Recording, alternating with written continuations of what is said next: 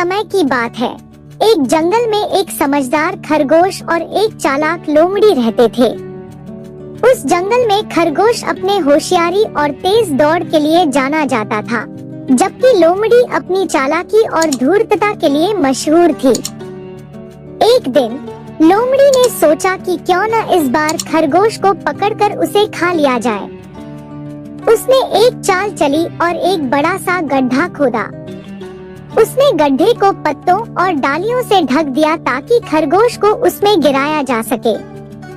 खरगोश अपनी दिनचर्या के अनुसार दौड़ते दौड़ते उस रास्ते से गुजर रहा था।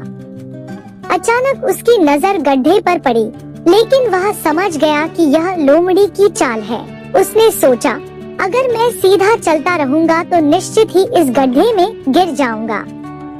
मुझे कुछ सोचना होगा।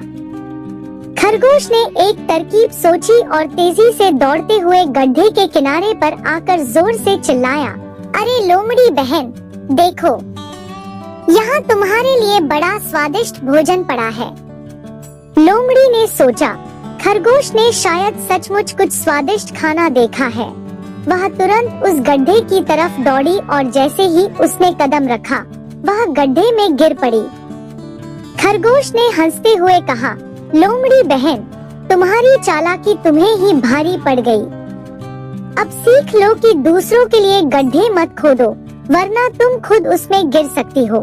लोमड़ी ने समझा कि उसकी चालाकी उस पर ही उल्टी पड़ गई।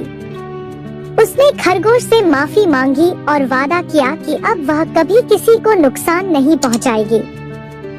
इस तरह समझदार खरगोश ने अपनी होशियारी से न केवल खुद को बचाया बल्कि लोमड़ी को भी एक सबक सिखाया।